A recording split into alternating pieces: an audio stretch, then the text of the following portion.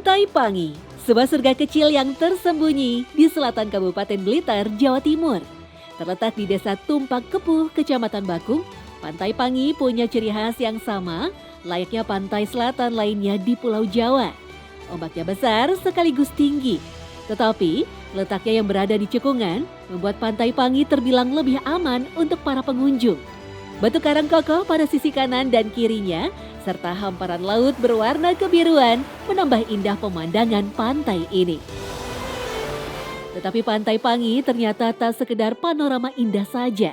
Di tempat ini tersimpan sebuah mitos yang tak kalah luar biasa. Konon, sosok bernama Mbah Pangi akan muncul untuk memberikan peringatan bencana kepada masyarakat. Benarkah demikian? Secret Story mengungkap rahasia di balik cerita. Dibuka secara resmi pada tahun 2015, Pantai Pangi masuk di wilayah Dusun Kerajaan, 40 km dari pusat kota Blitar. Nama Pangi sendiri diambil dari nama sosok Mbah Pangi yang dipercaya menjadi penyebar agama Islam di Blitar Selatan. Kalau asal mulanya tidak tahu, memang Mbah Pangi itu memang lelakon yang menelusuri di bibir-bibir pantai selatan. Melewati Jawa Tengah, melewati Banten, melewati, pokoknya memang dia berjalan di pinggir-pinggir pantai. Sayangnya, tak banyak informasi mengenai asal-usul sosok Mbah Pangi ini. Bahkan makamnya pun tidak diketahui keberadaannya. Hanya ada petilasan dan sebuah musola yang berada di samping sebuah telaga dekat muara sungai. Konon, dulunya Mbah Pangi sering bertapa di batuan karang ini. Saya berpakaian itu kadang pakai blangkon, kadang bajunya hitam. Keberadaan petilasan dan musola ini pun tidak lepas dari kejadian yang menimpa Mbah Trimo sebelum dia menjadi juru kunci.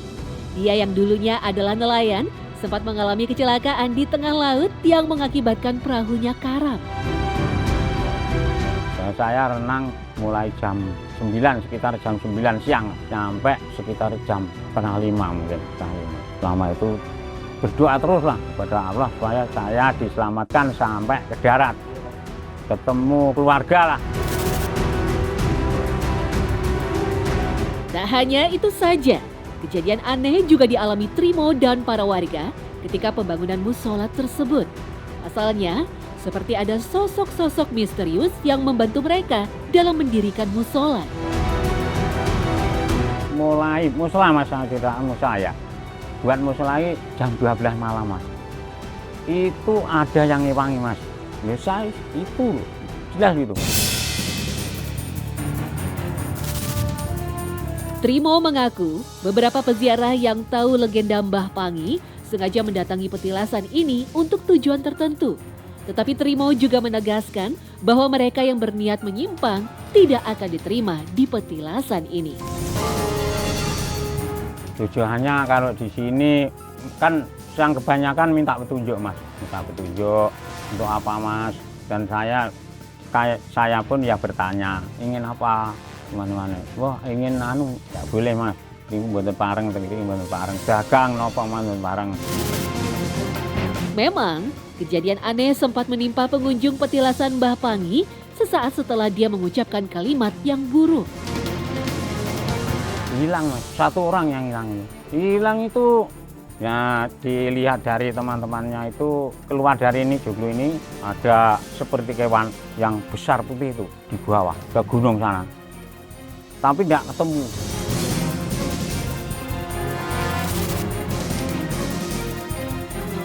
Entah ada kaitannya atau tidak, lokasi ditemukannya pengunjung tersebut terkenal dengan kesakralannya. Terdapat sebuah mata air yang disebut Sendang Margomulyo yang konon dijaga oleh penunggu goib. Airnya tidak pernah berhenti dan di situ ada penunggunya. Seperti juga ada cuyu yang berwarna emas, ada 2 itu. Meski tidak pernah jelas sejarahnya, warga meyakini jika sosok Mbah Pangi akan menampakkan diri jika ada warga maupun pengunjung yang membutuhkan pertolongan. Trimo menyebut sosok Mbah Pangi pernah memberikan peringatan kepada 11 anak muda yang akan berenang di pantai ini. Sayangnya, peringatan itu diabaikan.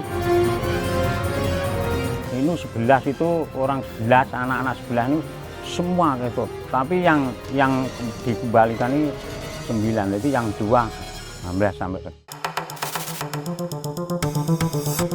Bahkan warga percaya kemunculan sosok goib Mbah Pangi bisa jadi sebuah pertanda akan terjadinya peristiwa besar di sekitar desa Tumpak Kepuh.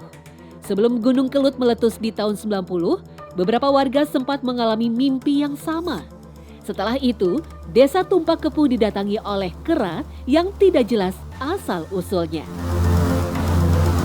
Mimpinya sama itu Mas, mimpinya sama waktu sebelum kejadian itu. Dan kera itu muncul secara tiba-tiba. Istilahnya ada kera seperti wujudnya kera, itu karena kelihatan kecil sekali karena di atas. Dan inilah randu alas, pohon yang disebut-sebut warga sebagai tempat berkumpulnya hewan misterius tersebut. Berjarak sekitar 2 km dari bibir Pantai Pangi, pohon setinggi 30 meter ini sudah ada sejak ratusan tahun silam. Bahkan ketika hutan lebat masih mengepung wilayah desa Tumpak Kepuh. Oleh karena itulah, warga menyebutnya randu alas atau randu hutan. Perlu 13 orang lebih untuk bisa memutari bonggol dari pohon randu ini. Menurut Miswanto, pohon ini dulunya dijadikan pertanda atas tanah wewengkon atau batas kekuasaan tanah Mataram. Desa Tumpak Kepuh yang satu ada di Jawa Tengah. Ketepatan yang di desa kami adalah Randu Lanang yang disebut Randu Alas, dan yang satunya adalah Randu Wadon yang disebut di Jawa Tengah, di Keraton.